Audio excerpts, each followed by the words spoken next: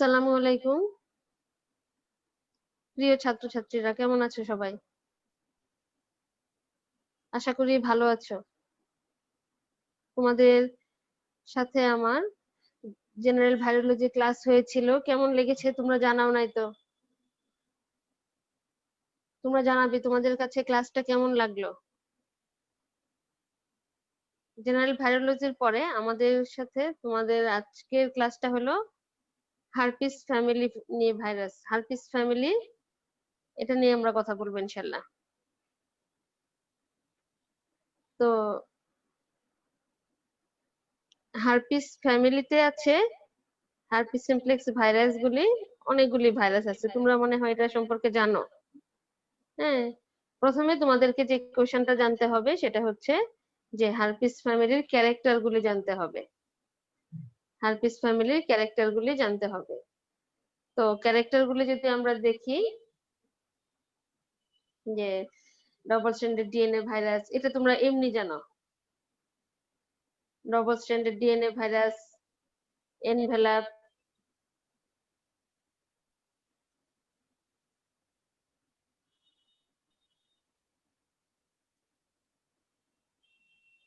Envelope virus. আর general ভাইরোলজিতে তোমরা মনে করো তোমাদেরকে আরেকটা ক্লাস আমি করিয়েছিলাম, সেটা হচ্ছে যে ল্যাটেন্ট ইনফেকশন। ল্যাটেন্ট ইনফেকশন কি মনে আছে তোমাদের? এটা হচ্ছে হার্পিস ফ্যামিলির একটা স্পেশাল ক্যারেক্টার। হার্পিস ফ্যামিলির ভাইরাসগুলি কি করে, ফার্স্ট টাইম যখন ইনফেকশন হয় তখন তারা ইনফেকশন করে, সাইন সিমটম করে, ডিজিজ ট্রান্সমিট করে, কিন্তু একটা পর্যায়ে গিয়ে তারা কি করে, বডির একটা স্পেশাল সাইটে গিয়ে ল্যাটেন্ট অবস্থায় থাকে। এক একটা ভাইরাস এক একটা জায়গায় ল্যাটেন্ট অবস্থায় থাকে, এবং পরবর্তীতে যখন তার স্পেশাল কিছু ক্রাইটেরিয়া ফিল আপ করে, stress, trauma, physical trauma, mental trauma, ultraviolet radiation, এগুলোর এক্সপোজারে যখন যাচ্ছে তখন সে রিঅ্যাক্টিভেশন হয়, সে ল্যাটেন্ট সাইট থেকে চলে আসে, ল্যাটেন্ট সাইট থেকে আবার স্কিনের উপর চলে আসে, এবং যেই নার্ভে গিয়ে সে ল্যাটেন্ট থাকে সেই নার্ভের রুট অফ ডিস্ট্রিবিউশন অনুযায়ী সে ওই রুট অফ ডিস্ট্রিবিউশন অনুযায়ী সেই লোকেশন গুলিতে আবার রিঅ্যাক্টিভেশন হয়। ম্যাম, আপনার কোন একটা ডিভাইস হয়তো ওপেন আছে, আপনি একটু অফ করে দেন। কথাটা না ইকো হচ্ছে, তাই না? জি ম্যাম। কি করব? ম্যাম এখন কথা বলেন তো। এখন হ্যাঁ হ্যাঁ এখন ঠিক আছে। জি ম্যাম, ঠিক আছে, আপনি স্টার্ট করতে পারেন, ঠিক করে দিয়েছি। আচ্ছা আচ্ছা আচ্ছা, থ্যাংক ইউ। তো আমরা যেটা বলছিলাম, ল্যাটেন্ট ইনফেকশন। ল্যাটেন্ট ইনফেকশনটা ফার্স্ট টাইম যখন ইনফেকশন হচ্ছে তখন সে সাইন সিমটম প্রডিউস করবে, এবং হচ্ছে সে ডিজিজ ট্রান্সমিট করবে, সাইন সিমটম প্রডিউস করবে, ডিজিজ ট্রান্সমিট করবে, এবং সে ভালো হয়ে যাবে। ভালো হয়ে যাওয়ার পরে বডির স্পেশাল কিছু টিস্যু সাইটে গিয়ে সে ল্যাটেন্ট অবস্থায় থাকবে, তখন সে ডিজিজ প্রডিউস করবে না, ডিজিজ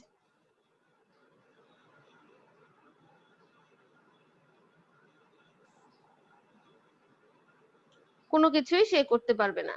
তো তখন কি হচ্ছে যে সে হচ্ছে চুপচাপ বসে থাকবে। এরপরে যখন কিছু ফ্যাক্টর অ্যাপিয়ার করবে, mental stress, physical stress, ultraviolet রেডিয়েশনের এক্সপোজার, এগুলোর এক্সপোজারে যখন যাবে তখন কি হবে, সে রিঅ্যাক্টিভেশন হবে। রিঅ্যাক্টিভেশন হয়ে তার নার্ভ রুটের ডিস্ট্রিবিউশন অনুযায়ী যেই যেই জায়গায় ওই নার্ভটা সাপ্লাই দিচ্ছে সেই এরিয়াগুলিতে আবার রিঅ্যাক্টিভেশন হবে, তার ওই স্কিন গুলিতে সে আবার ভেসিকল, মেকল এগুলি সে অ্যাপিয়ার করবে, এভাবে সে রিঅ্যাক্টিভেশন হয়ে যাবে। এটাকে আমরা বলছি ল্যাটেন্ট ইনফেকশন। এই ল্যাটেন্ট ইনফেকশনটা হচ্ছে তোমার হার্পিস ফ্যামিলির একটা স্পেশাল ক্যারেক্টার। তাহলে আমরা দেখি এখানে হার্পিস সিমপ্লেক্স ভাইরাসে আমাদের স্লাইডে কি আছে। প্রথমে বলছে যে হার্পিস সিমপ্লেক্স ভাইরাস স্পেশালি হচ্ছে এখান থেকে তোমাদের এপস্টেইন-বার ভাইরাস থেকে অবশ্যই কোশ্চেন ধরবে, এপস্টেইন-বার ভাইরাস থেকে।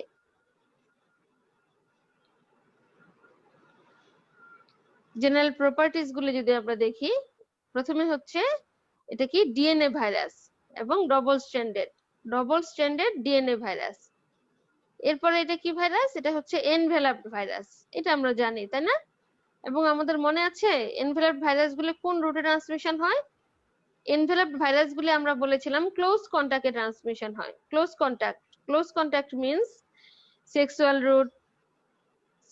রুট, প্যারেন্টাল রুট, তারপরে অর্গান ট্রান্সপ্লান্টেশন, এইগুলির মাধ্যমে এনভেলাপড ভাইরাসগুলি ট্রান্সমিট হয়। এরপরে হচ্ছে ল্যাটেন্ট এন্ড রিকারেন্ট ইনফেকশনস করে। ল্যাটেন্ট এন্ড রিকারেন্ট ইনফেকশনস করে, যেখানে ভিরিয়ন সাইজটা হচ্ছে 200 ন্যানোমিটার। আর এটাকে কন্ট্রোল করার জন্য কি লাগে আমাদের? Cell mediated immunity. Cell mediated immunity is required for control. If CMI is lowered, severe infection develop করতে পারে। মাল্টিনিউক্লিয়েটেড জায়ান্ট সেল পাওয়া যায়।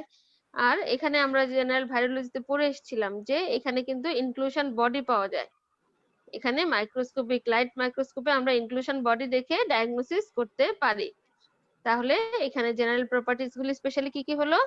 Double stranded DNA virus, এনভেলপড virus, latent infection করছে, তারপরে এটা কি করছে? সিএমআই রিকোয়ার্ড করবে এবং মাল্টিনিউক্লিয়েটেড জায়ান্ট সেল ফর্ম করে কোথায়? ইনক্লুশন বডিতে। এই জেনারেল প্রপার্টিজটা আমাদেরকে অবশ্যই মনে রাখতে হবে। এরপরে দেখো বলছে যে 3 of the herpes viruses, herpes simplex viruses type 1 and type 2 and varicella zoster virus causes a vesicular rash. এই তিনটা ভাইরাস ভ্যাসিকুলার র্যাশ তৈরি করে, both in primary infection and reactivation. দুটোতেই ভ্যাসিকুলার র্যাশ তৈরি করে। Primary infections are usually more severe than reactivations. Primary infections are more easily more severe than reactivation. The other two herpes virus, cytomegalovirus and Epstein-Barr virus, do not cause vesicular rash. তাহলে আমরা কি বুঝলাম?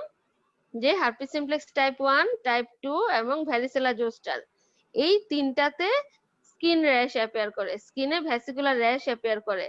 আর cytomegalovirus এবং এপস্টেইন-বার ভাইরাসে কোনো ভ্যাসিকুলার rash appear করে না। আমাদের হার্পিস ফ্যামিলির মেম্বারদের নামটা জানতে হবে এবং ভাইবা বোর্ডে প্রায়ই আমাদেরকে জিজ্ঞেস করা হবে যে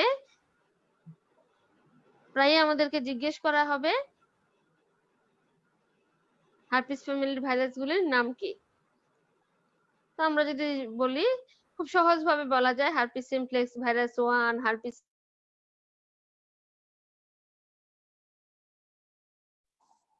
herpes simplex virus 4, herpes simplex virus 5। 4টা কিন্তু সবার নিচে চলে গিয়েছে, এটা আমরা একটু পরে বুঝবো। তারপরে herpes simplex virus 6, herpes simplex virus 7, এখন আসলো হার্পিস সিমপ্লেক্স ভাইরাস 4। এটা ক্লাসিফিকেশন যখন আমরা করি তখন এটা আমাদের আনসারটা মিলে যাবে। আমরা যদি ক্লাসিফিকেশন করি, এখন কিন্তু আমরা জানলাম সবগুলির নাম জানলাম, হার্পিস সিমপ্লেক্স টাইপ 1 2 3 4 5 6 7। যখন আমরা ক্লাসিফিকেশনে যাব তখন এটা আমাদের মিলে যাবে। আমরা তিনটা গ্রুপে ভাগ করতে পারি। কিসের উপর ভিত্তি করে? According to primary target of infection, latency and growth rate. এই তিনটা ক্রাইটেরিয়ার উপর ভিত্তি করে আমি একে তিনটা ভাগে ভাগ করতে পারি। কি কি criteria? Primary target of infection, latency and growth rate. Primary target of infection, latency and growth rate. এর মধ্যে তিনটা ভাগে ভাগ করছি এর উপর ভিত্তি করে, alpha, beta and gamma. Alpha, beta and gamma. Alpha গ্রুপে কে কে আছে? Herpes simplex virus type 1, herpes simplex virus type 2 আর ভ্যারিসেলা জোস্টার। ভ্যারিসেলা জোস্টারকে আমরা হার্পিস সিমপ্লেক্স ভাইরাস টাইপ 3 বলেছিলাম, মনে আছে? এরা আবার কি করে? প্রাইমারি ইনফেকশন করছে muco epithelial sell and latency থাকতেছে নিউরনে। প্রাইমারি ইনফেকশন করছে muco epithelial sales and latency থাকছে নিউরনে। বিটা গ্রুপে কে থাকছে? বিটা গ্রুপে থাকছে সাইটোমেগালোভাইরাস। সাইটোমেগালোভাইরাসকে বলেছিলাম হার্পিস সিমপ্লেক্স ভাইরাস টাইপ 5। সাইটোমেগালোভাইরাসকে বলেছিলাম হার্পিস সিমপ্লেক্স ভাইরাস টাইপ 5। হ্যাঁ, তার সাথে আছে herpes simplex virus, human herpes 6, human herpes 7। এরা প্রাইমারি ইনফেকশন করছে মনোসাইটে অথবা টি লিম্ফোসাইটে অথবা মিউকোএপিথেলিয়াল সেলে। মনোসাইট অথবা টি লিম্ফোসাইট অথবা মিউকোএপিথেলিয়াল সেল। আর ল্যাটেন্সি থাকছে কোথায়? মনোসাইট অর লিম্ফোসাইটে। মনোসাইট অর লিম্ফোসাইটে। গামা গ্রুপে থাকছে এপস্টেইন-বার ভাইরাস। এটাকে আমরা বলছি human herpes 4। Human herpes virus type 4। এখানে primary infection B lymphocyte and latency থাকছে বি লিম্ফোসাইট। এটা ইনফেকশনও করছে বি লিম্ফোসাইটে এবং ল্যাটেন্সিও থাকছে বি লিম্ফোসাইটে। তোমাদের লেঞ্জ রিভিউ বইয়ে একটা চার্ট দেওয়া আছে, কোন ভাইরাসটা কোথায় ল্যাটেন্ট অবস্থায় থাকে, কে কি ডিজিজ তৈরি করে, এই চার্টটা তোমাদেরকে অবশ্যই মুখস্থ করে ফেলতে হবে। এই চার্টের বাইরে খুব কম কোশ্চেন ধরা হয়। তাহলে আমি তোমাদেরকে বললাম ভাইরাসগুলির নাম, এরপরে বললাম ক্লাসিফিকেশন, তাই না? ক্লাসিফিকেশন কি বলেছি? According to primary target of infection, latency and growth rate. এই তিনটার উপর ভিত্তি করে আমি ক্লাসিফাই করেছি আলফা, বিটা, গামা। আলফাতে আছে 1 2 3, বিটাতে আছে 5 6 7, গামাতে আছে 4। গামাতে আছে শুধু 4।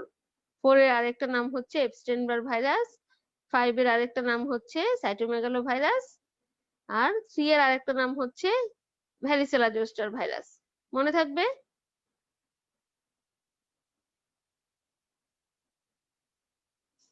এরপর আমাদের যেটা জানতে হবে সেটা হচ্ছে হার্পিস ভাইরাসগুলি কি কি ডিজিজ তৈরি করে। আমি যদি এক নজরে দেখতে যাই তাহলে herpes simplex virus type 1 specially অনেকগুলো ডিজিজ করে, এখানে স্পেশাল কিছু ডিজিজ উঠিয়ে দেওয়া হয়েছে। Gingivostomatitis, keratitis, encephalitis. Gingivostomatitis, keratitis, encephalitis. Herpes simplex type 2 এটা কি করছে? Genital herpes, neonatal herpes. Neonatal হার্পিসের মধ্যে ডেসিমেন্টাল ইনফেকশন হতে পারে, সিএনএস এ যেতে পারে, আই এ করতে পারে, স্কিনে করতে পারে। হিউম্যান হার্পিস 3 যেটাকে আমরা বলছি ভ্যারিসেলা জোস্টার ভাইরাস, যেটাকে আমরা বলছি ভ্যারিসেলা জোস্টার ভাইরাস। এখানে ভ্যারিসেলা হচ্ছে চিকেন পক্স, জোস্টার হচ্ছে শিঙ্গেলস। ভ্যারিসেলা এটা কি বলছি আমরা প্রাইমারি ইনফেকশন এবং সেকেন্ডারি ইনফেকশনটা হচ্ছে জোস্টার অথবা শিঙ্গেলস। সাইটোমেগালো ভাইরাস, সাইটোমেগালো ভাইরাসে কি হচ্ছে? এখানে ভাইরাসটা অ্যাসিম্পটোমেটিক থাকে, ইউজুয়ালি অ্যাসিম্পটোমেটিক থাকে, কনজেনিটাল ইনফেকশন করে। সাইটোমেগালো ভাইরাস মনোনিউক্লিওসিস করতে পারে, মনোনিউক্লিওসিস লাইক সিমটম করতে পারে। আমরা যখন সাইটোমেগালো ভাইরাস পড়বো তখন এটা ডিটেইলস আমরা জেনে নেব। Reactivation in AIDS patient, AIDS পেশেন্টে এটা রিঅ্যাক্টিভেশন হতে পারে। Retinitis, pneumonitis, oesophagitis, disseminated infection এগুলি করতে পারে। তবে স্পেশালি সাইটোমেগালো ভাইরাস থেকে আমরা যে জিনিসটা জানবো সেটা হচ্ছে কনজেনিটাল ইনফেকশন করে, কনজেনিটাল অ্যানোমালি করে। আমাদেরকে ভাইবা একটা কোশ্চেন জিজ্ঞেস করা হবে, সেটা হচ্ছে কোন কোন ভাইরাস তোমার কনজেনিটাল অ্যানোমালি করে, কোন কোন ভাইরাস কনজেনিটাল অ্যানোমালি করে। তার মধ্যে এখানে আমরা একটা পেয়ে গেলাম, সেটা হচ্ছে সাইটোমেগালো ভাইরাস। এবং জিজ্ঞেস করা হবে কি কি অ্যানোমালি করে, সেটা আমাদেরকে অবশ্যই মনে রাখতে হবে। এরপরে আসো গামা গ্রুপে কে ছিল? এপস্টেইন-বার ভাইরাস। সে কি করে? Infectious mononucleosis, Burkitt's lymphoma, nasopharyngeal carcinoma, human herpes 6, roseola infantum এগুলি করছে সে।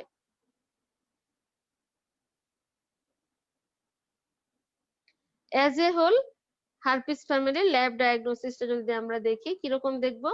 all members except Epstein-Barr virus can be cultured in tissue culture. Junk preparation করতে পারি। জ্যাঙ্ক প্রিপারেশনটা হচ্ছে আমরা কি করব? তোমাদের বইয়ে দেওয়া আছে জ্যাঙ্ক প্রিপারেশন। জ্যাঙ্ক প্রিপারেশনটা আমরা যখন টিস্যুটা নিচ্ছি, টিস্যুটা নিয়ে একটা স্পেশাল একটা স্টেইন করি, সেটাকে আমরা বলছি জ্যাঙ্ক প্রিপারেশন। এখানে তোমরা লেখার সময় বানানটা খেয়াল রাখবে। জ্যাঙ্ক প্রিপারেশন, এই জ্যাঙ্ক এর শুরুতে টি দেওয়া আছে, জ্যাঙ্ক এর শুরুতে টি দেওয়া আছে, জ্যাঙ্ক প্রিপারেশন। জ্যাঙ্ক প্রিপারেশনে কি পাচ্ছি আমরা? Multi nucleated giant cell and inclusion body দেখতে পাবো। এটা কিন্তু আমরা লাইট মাইক্রোস্কোপে দেখতে পাচ্ছি। আমরা কিন্তু পড়েছিলাম ভাইরাস ইলেকট্রন মাইক্রোস্কোপ ছাড়া দেখা যায় না, কিন্তু এই জ্যাঙ্ক প্রিপারেশনে আমরা যে multi nucleated giant cell and inclusion body যেটা দেখতে পাচ্ছি, এটা কিন্তু আমরা লাইট মাইক্রোস্কোপে দেখতে পাবো।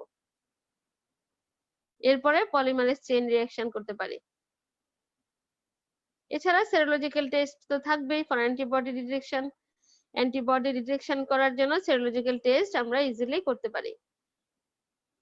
এখানে আরেকটা স্পেশাল যেটা করা হয় সেটা হচ্ছে heterophile antibody, heterophile antibody plus atypical lymphocyte.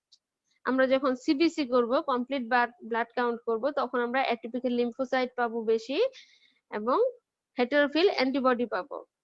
এটা কি? Diagnosis for the diagnosis of infectious mononucleosis caused by Epstein Barr virus. যদি এপস্টেইন-বার ভাইরাস দিয়ে ইনফেকশন হয় তাহলে heterophile antibody plus atypical lymphocyte এটা আমরা পাবো। আমরা যখন এপস্টেইন-বার ভাইরাসটা পড়বো তখন আমরা ডিটেইলস এটা সম্পর্কে জেনে নেব ইনশাআল্লাহ। তাহলে ল্যাব ডায়াগনোসিসে আমরা কি কি করছি? All members except Epstein Barr virus can be cultured in tissue culture. Tzanck preparation করছি, এখানে কি পাচ্ছি? Multi nucleated giant cell inclusion body. PCR করতে পারি, পিসিআরটা সবার শেষে লিখো তোমরা। সেরোলজিক্যাল টেস্ট করতে পারি, তার সাথে এপস্টেইন-বার ভাইরাসের ক্ষেত্রে আমরা কি কি পাচ্ছি? হেটেরোফিল অ্যান্টিবডি প্লাস অ্যাটিপিক্যাল লিম্ফোসাইট। আমরা এপস্টেইন-বার ভাইরাসের মধ্যে এটা ডিটেইলস পড়বো। এরপরে treatment. Herpes simplex virus type 1, 2, 3 এই তিনটার জন্য স্পেশালি ইউজ হয় অ্যাসাইক্লোভির। এই তিনটার জন্য ইউজ হচ্ছে অ্যাসাইক্লোভির। সাইটোমেগালো ভাইরাসের জন্য ইউজ হচ্ছে গ্যানসাইক্লোভির। আর এপস্টেইন-বার ভাইরাসের জন্য ইউজ হচ্ছে গামা ইন্টারফেরন। এপস্টেইন-বার ভাইরাসের জন্য ইউজ হচ্ছে গামা ইন্টারফেরন। তাহলে ট্রিটমেন্ট কিন্তু এই তিনটাই, acyclovir, ganciclovir, gamma interferon. Acyclovir, ganciclovir, gamma interferon. মনে থাকবে? তাহলে আমরা প্রথমে দেখলাম হার্পিস ফ্যামিলির ক্যারেক্টার গুলি। মনে করো কি কি বললাম? Double stranded DNA virus, envelope, তারপর ল্যাটেন্ট ইনফেকশন করে, তারপর multi nucleated giant sell form করে, সেল মিডিয়েটেড ইমিউনিটি রিকোয়ার্ড হয়। এগুলি হচ্ছে তার ক্যারেক্টার ছিল, তাই তো? এরপরে আমরা নামগুলি পড়েছি। একটা কমন ক্যারেক্টার পড়েছি হার্পিস সিমপ্লেক্স টাইপ 1, 2, 3 এরা ভ্যাসিকুলার র্যাশ করে, আর এপস্টেইন-বার ভাইরাস, সাইটোমেগালো ভাইরাস এরা ভ্যাসিকুলার র্যাশ করে না। এরপরে আমরা নামগুলি দেখলাম। হ্যাঁ, হিউম্যান হার্পিস 1, 2, 3, 4, 5, 6, 7 পর্যন্ত আছে। ক্লাসিফিকেশনে যদি যাই তাহলে দেখবো যে আলফা, বিটা, গামা। আলফাতে আছে কি? হিউম্যান হার্পিস 1, 2, 3 3 এর আরেকটা নাম হচ্ছে ভ্যারিসেলা জোস্টার ভাইরাস। এরপরে আসতেছে হচ্ছে বিটা গ্রুপ। বিটা গ্রুপে কে কে থাকছে? বিটা গ্রুপে থাকছে 5, 6, 7। 5 এর আরেকটা নাম হচ্ছে সাইটোমেগালো ভাইরাস। আর গামা গ্রুপে আছে হিউম্যান হার্পিস 4 যেটার নাম হচ্ছে কি? Epstein Barr virus. এরপরে আমরা দেখলাম কে কি ডিজিজ তৈরি করে। Human herpes simplex virus 1 gingivostomatitis, keratitis, encephalitis.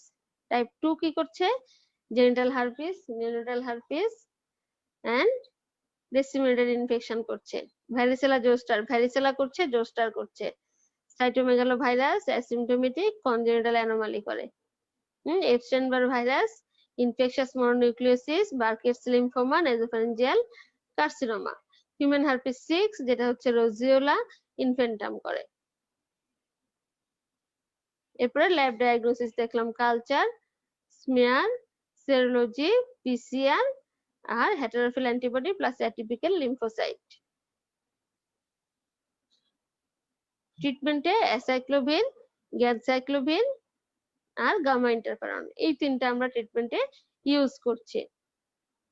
তাহলে আজকে আমরা চলে যাই হার্পিস সিমপ্লেক্স ভাইরাস 1 এন্ড 2। এখানে ফিগারে তোমাদের একটা হার্পিস সিমপ্লেক্স ভাইরাসের ফিগার দেখানো হচ্ছে। Herpes simplex virus type 1 and type 2 এই দুটো হচ্ছে distinguished mainly by two criteria.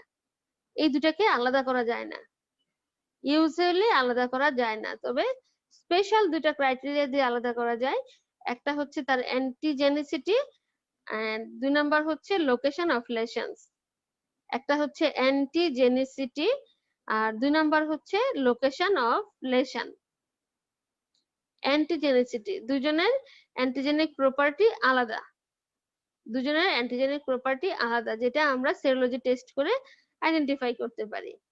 আরেকটা হচ্ছে লোকেশন অফ লেশন।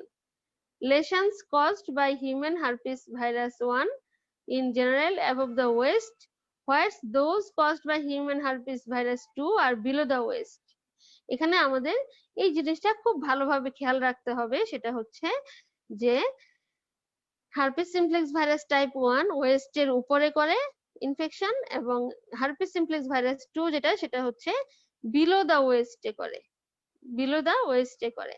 তবে এখানে একটা কথা আছে, সেটা হচ্ছে হার্পিস সিমপ্লেক্স ভাইরাস 2 দিয়ে যখন ইনফ্যান্টাইল হিউম্যান হার্পিস ইনফেকশন হবে তখন কিন্তু সে মেনিনজাইটিস করতে পারে।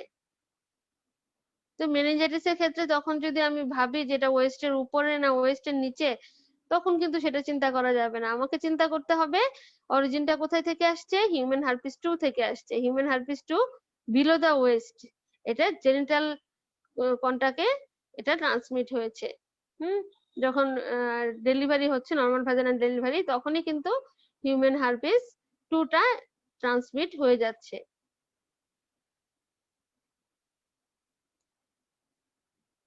হার্পিস সিমপ্লেক্স ভাইরাস টাইপ 1 এটা কি কি ডিজিজ করে আমরা একটু আগে দেখে এসেছি। জিনজিভোস্টোমাটাইটিস, রিকারেন্ট হার্পিস লেবিয়ালিস বা কোল্ড সোর বলা হয়ে থাকে। রিকারেন্ট হার্পিস লেবিয়ালিস এটাকে কোল্ড সোর বলা হয়ে থাকে। কেরাটোকনজাংটিভাইটিস করে, এনকেফালাইটিস করে। তাহলে হিউম্যান হার্পিস ভাইরাস 1 কি কি করছে?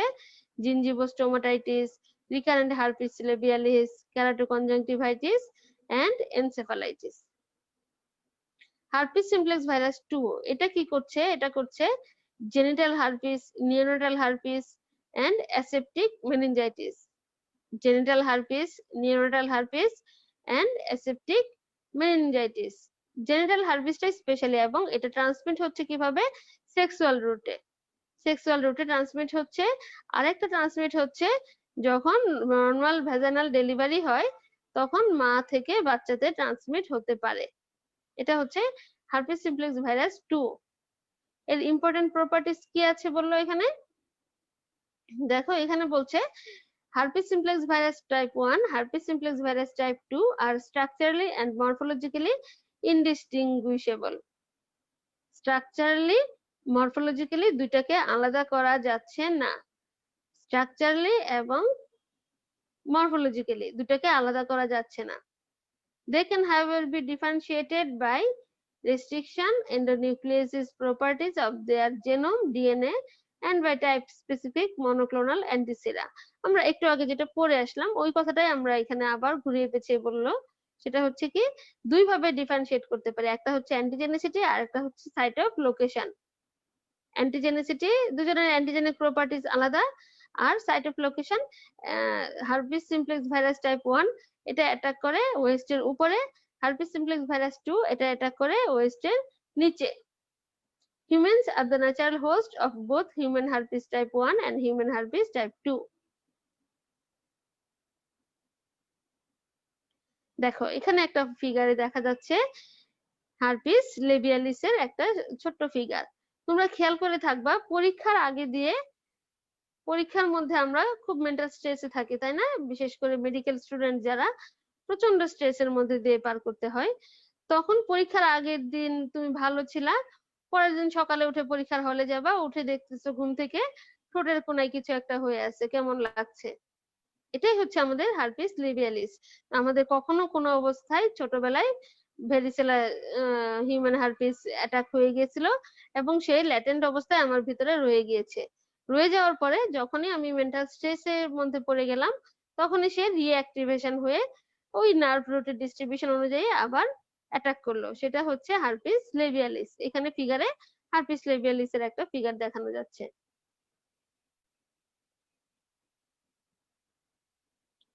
এটা herpes simplex virus type 2 genital হারপিসের একটা ফিগার। দেখো আমরা কিন্তু পড়েছিলাম যে herpes simplex virus type 1, type 2 এবং ভেরিসেলা জোস্টার এই তিনটার ক্ষেত্রে ভ্যাসিকেল অ্যাপিয়ার করে, স্কিনে ভ্যাসিকেল অ্যাপিয়ার করে। দেখো আমরা কিন্তু এখানে ভ্যাসিকেল দেখতে পাচ্ছি, লিবিয়ালিসে দেখতে পাচ্ছি, জেনিটাল এরিয়াতেও ভ্যাসিকেল দেখতে পাচ্ছি, তাই না?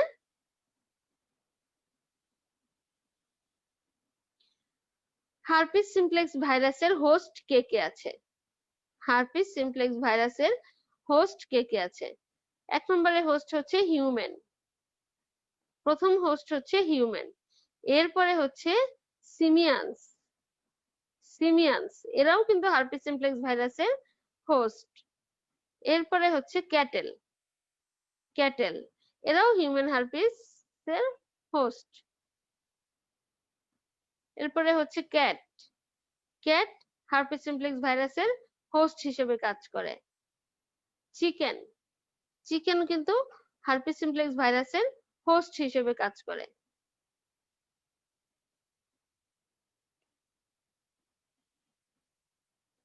এর মধ্যে যে যে স্পেসিসে অ্যাটাক করছে তার মধ্যে সিমিয়ানসে অ্যাটাক করে যে হারপিস সিমপ্লেক্স ভাইরাসটা, সেইটা হচ্ছে শুধুমাত্র হিউম্যানের জন্য harmful.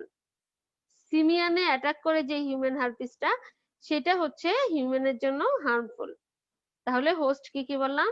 Humans, simians, cattles, cats and chickens. Mode of transmission, কি কি ভাবে ট্রান্সমিট হতে পারে? প্রথমে আমরা বললাম যেহেতু এনভেলপ ভাইরাস সেহেতু ক্লোজ কন্টাক্টে ট্রান্সমিট হবে, এটা আমাদের মনে আছে তাই না? যেহেতু এনভেলপ ভাইরাস সেহেতু আমাদের এটা মনে আছে যে ক্লোজ কন্টাক্টে এটা ট্রান্সমিট হয়। এখন ক্লোজ কন্টাক্ট কি কি ভাবে হতে পারে? একটা হচ্ছে direct skin to skin contact, আরেকটা হতে পারে ওরাল সেক্সে হতে পারে, কিসিং এ হতে পারে, সেক্সুয়াল ইন্টারকোর্সে হতে পারে। এইগুলি হচ্ছে মোটামুটি রুট। তারপরে আমরা আরেকটা বলেছিলাম, কি বলেছিলাম? প্যারেন্টাল রুট, তারপরে অর্গান ট্রান্সপ্লান্টেশন, এগুলো তো ট্রান্সমিট হতে পারে। তোমরা একটু লিখে নাও এর পাশে।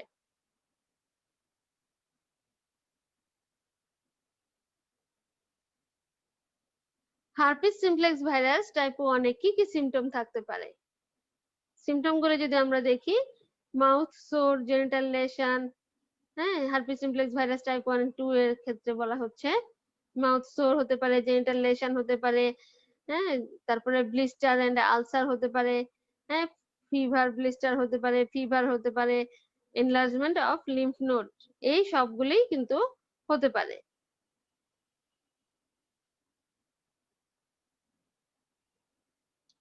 এই যে দেখো এখানে নিচে একটা ফিগার দেখানো যাচ্ছে, নিচে একটা ফিগার দেখানো যাচ্ছে, এই যে ফিগারটা, এই ফিগারটা এটা হচ্ছে একটা কিসের ফিগার? জোস্টার বা সিঙ্গেলস। পিঠের পিছনের দিকে, পিঠের পিছনের দিকে দেখো একটা সুন্দর এরিয়া দেখা যাচ্ছে এবং ভ্যাসিকেল দেখা যাচ্ছে। এটা কিন্তু সিঙ্গেলস, এটা ভ্যারিসেলা জোস্টারের রিইনফেকশন, সেকেন্ডারি ইনফেকশনের ফলাফল। এই যে এখানে ফিগারটা ভালো করে দেখা যাচ্ছে, সিঙ্গেলস। সিঙ্গেলসটা কোন রিজিয়নে হয়? এই নার্ভ রুটের ডিস্ট্রিবিউশন অনুযায়ী এইখানে হয় সিঙ্গেলসটা। এটা তোমাদের মাথায় সারা জীবনের জন্য ছবিটা রেখে দিতে হবে যে ভ্যারিসেলা জোস্টার যখন রিইনফেকশন করে তখন এইরকম একটা নার্ভ রুটের ডিস্ট্রিবিউশন অনুযায়ী ইনফেকশন করে এবং স্কিনের উপর এরকম ভ্যাসিকেল দেখা যায়। এটাও নার্ভ রুটের ডিস্ট্রিবিউশন অনুযায়ী ভ্যারিসেলা জোস্টারের একটা রিইনফেকশনের ফিগার।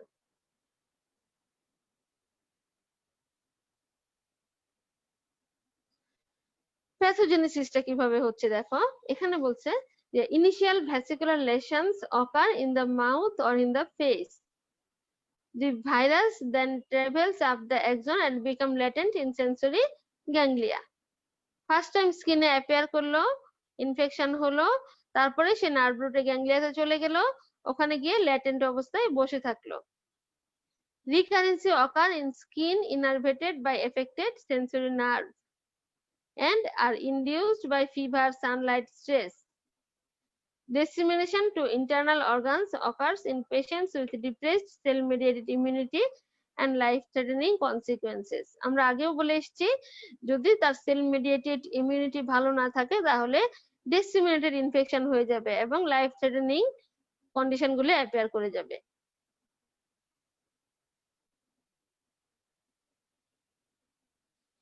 এখানে লেখাটা একটু খুব হিবিজিবি লাগছে তোমাদের কাছে, তাই না?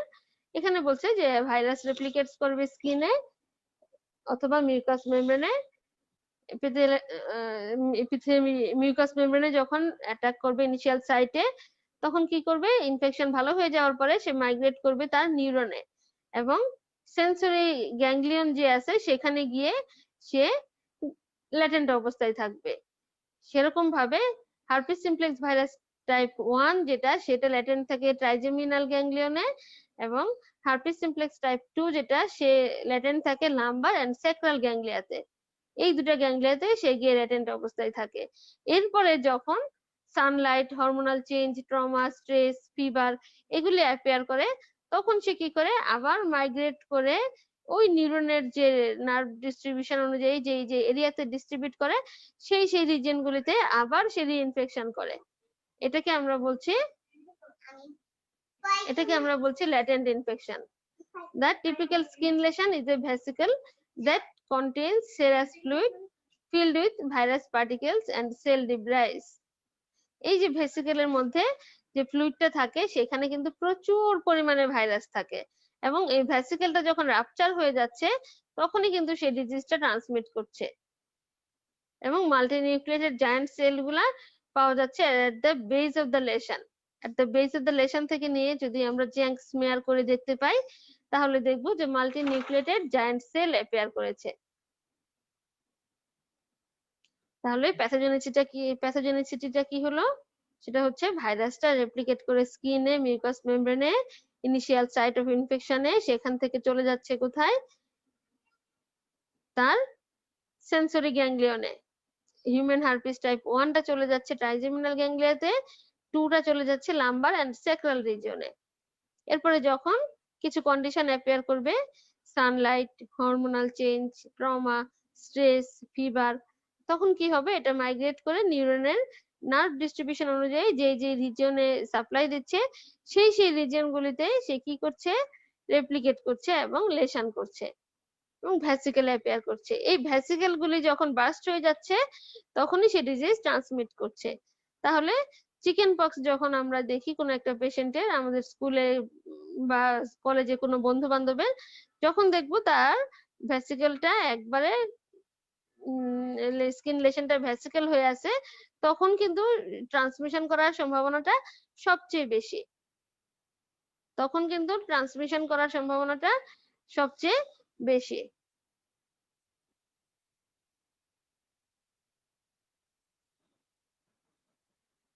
তাহলে ওই সময় আমাদের আলাদা থাকতে হবে। এবং মাল্টিনিউক্লিয়েটেড জায়ান্ট সেল আমরা পাবো যদি ওই লেশনের বেস থেকে নিয়ে জ্যাঙ্ক স্মিয়ার করে মাইক্রোস্কোপের নিচে দেখি, তাহলে আমরা মাল্টিনিউক্লিয়েটেড জায়ান্ট সেল দেখতে পাবো। কমপ্লিকেশন কি কি হতে পারে? কমপ্লিকেশনের মধ্যে আছে meningitis, encephalitis, eczema herpetiform, keratoconjunctivitis, prolonged severe infection হতে পারে ইমিউনোসাপ্রেসড পেশেন্টের ক্ষেত্রে, হ্যাঁ, নিউমোনিয়া হতে পারে, infection of the trachea and keratitis হতে পারে। এই ফিগারে দেখো খুব সুন্দর করে দেখিয়ে দেওয়া হয়েছে একটা ভাইরাস প্রথমে কি করছে, একটা হার্পিস ভাইরাস স্কিন দিয়ে ইনফেকশন করলো, এখানে প্রাইমারি ইনফেকশন হলো, হওয়ার পরে সে নার্ভ রুট দিয়ে চলে যাচ্ছে কোথায়, সেন্সরি গ্যাংলিয়াতে, সেখানে গিয়ে সে ডরমেন্ট অবস্থায় বসে থাকলো এবং ল্যাটেন্সি শো করলো। এরপরে যখন সেই কন্ডিশন গুলি অ্যাপিয়ার করবে, fever, stress, ultraviolet radiation, hormonal change, তখন সে রিঅ্যাক্টিভেশন করবে করে ওই নার্ভ রুটের ডিস্ট্রিবিউশন অনুযায়ী আবার সে স্কিনে গিয়ে ম্যাকিউলস, ভ্যাসিকলস, প্যাপিউলস এগুলি সে শো করবে।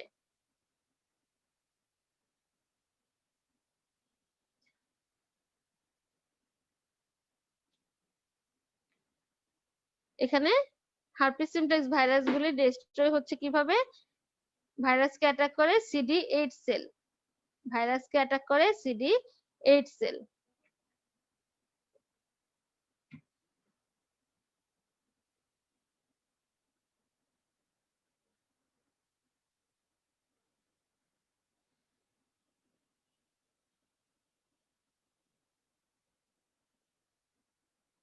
ইমিউনোলজি আমরা যেটা প্রথমে পড়ে এসেছি, সেল মিডিয়েটেড ইমিউনিটিটা এখানে প্রোটেকশন দিচ্ছে, সেল মিডিয়েটেড ইমিউনিটিটা এখানে প্রোটেকশন দিচ্ছে।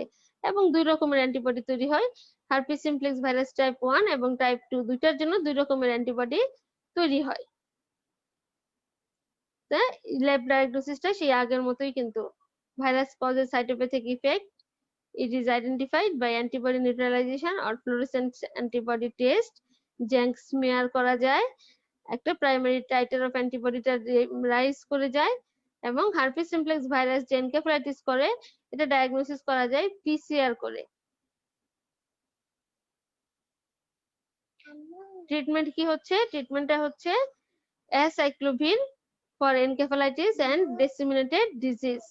অ্যাসাইক্লোভিরটা আমরা আগেই পড়ে এসেছি, অ্যাসাইক্লোভিরটা ইউজ করা হচ্ছে যে for no effect on latent infection.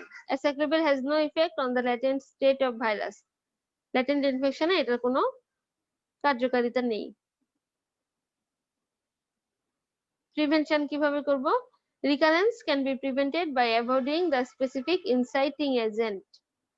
হ্যাঁ, আমরা যে স্ট্রেস, সানলাইট, হরমোনাল চেঞ্জ এই কন্ডিশন গুলি পড়ে এসেছি, যদি এইগুলো আমরা অ্যাভয়েড করি তাহলে রিকারেন্সটা অ্যাভয়েড করা যায়। আর অ্যাসাইক্লোভির ক্যান রিডিউস রিকারেন্স, অ্যাসাইক্লোভিরটা ইউজ করা যায় রিকারেন্স অ্যাভয়েড করার জন্য। এখানে কোনো ভ্যাকসিন নেই, এখানে কোনো ভ্যাকসিন নেই, হার্পিস সিমপ্লেক্স ভাইরাসের জন্য কোনো ভ্যাকসিন নেই। তাহলে আমরা আজকে শুধু herpes simplex virus type 1 and 2 এটাই শুধু দেখলাম। Herpes simplex virus type 1 and 2 যদি আমরা সামারি করি, কি কি বলবো বলো তো? প্রথমে বলবো যে হার্পিস সিমপ্লেক্স ভাইরাস টাইপ 1, 2 এই দুটাকে মরফোলজিক্যালি বা স্ট্রাকচারালি ডিস্টিংগুইশ করা যায় না, এদেরকে দুইটা ভাবে আলাদা করা যায়। একটা হচ্ছে অ্যান্টিজেনিসিটি, আর একটা কি? একটা হচ্ছে সাইট অফ ইনফেকশন। কোথায় সাইট অফ ইনফেকশন? একটা হচ্ছে ওয়েস্টের উপরে ইনফেক্ট করে হিউম্যান হার্পিস টাইপ 1, ওয়েস্টের নিচে অ্যাটাক করে হিউম্যান হার্পিস টাইপ 2। এরপরে আমরা দেখলাম যে এরা কি কি ভাবে কি কি ডিজিজ করে। Human herpes type 1 keratoconjunctivitis, herpes labialis, হ্যাঁ এগুলি করছে। আর টাইপ 2 যেটা, সে কি করছে? সে জেনিটাল হার্পিস করছে এবং নিওনাটাল হার্পিস করছে। যেহেতু জেনিটাল হার্পিস করছে, নরমাল ভ্যাজিনাল ডেলিভারির মাধ্যমে সে নিওনেটকে ট্রান্সমিট করে দিচ্ছে এবং নিওনাটাল হার্পিস করছে। এরপরে কি দেখলাম? এরপরে দেখলাম হচ্ছে প্যাথোজেনিসিটি, কি কি ভাবে ডিজিজ করে, তাই না? সে ফার্স্ট যখন হচ্ছে স্কিনে লেশন করে সেটা কোথায় যাচ্ছে? স্কিন লেশন থেকে নার্ভ রুটে চলে যাচ্ছে সেন্সরি গ্যাংলিয়াতে, সেখানে গিয়ে সে ল্যাটেন্ট অবস্থায় থাকছে এবং সেখান থেকে যখন এই কন্ডিশন গুলো অ্যাপিয়ার করছে তখন সে সেখান থেকে আবার রিইনফেকশন করছে সেই একই নার্ভ ডিস্ট্রিবিউশনে। ল্যাব ডায়াগনোসিস আমরা প্রথমে যেরকম পড়েছিলাম সেরকমই ছিল, জ্যাঙ্ক স্মিয়ার করতে পারি, তারপরে হচ্ছে সাইটোপ্যাথিক ইফেক্ট দেখতে পারি, হ্যাঁ সেরোলজিক্যাল টেস্ট করতে পারি, PCR করতে পারি, এগুলি হচ্ছে তার ল্যাব ডায়াগনোসিস। আর ট্রিটমেন্ট আমরা প্রথমে পড়ে এসেছিলাম অ্যাসাইক্লোভির। অ্যাসাইক্লোভিরটা আমরা ট্রিটমেন্টে ইউজ করে থাকি। এছাড়াও ট্রাইফ্লোরোথাইমিডিন ফর কেরাটাইটিস ইউজ করা হয়ে থাকে। প্রিভেনশন যদি বলি, আমরা যেই যেই কন্ডিশন গুলিতে আবার রিকারেন্স হতে পারে সেই কন্ডিশন গুলি অ্যাভয়েড করব, এটা হচ্ছে প্রিভেনশনের 1 নাম্বার ফ্যাক্টর। 2 নাম্বার হচ্ছে অ্যাসাইক্লোভিরটা ইউজ করা যেতে পারে, আর আরেকটা হচ্ছে এখানে কোনো ভ্যাকসিন অ্যাভেলেবল না।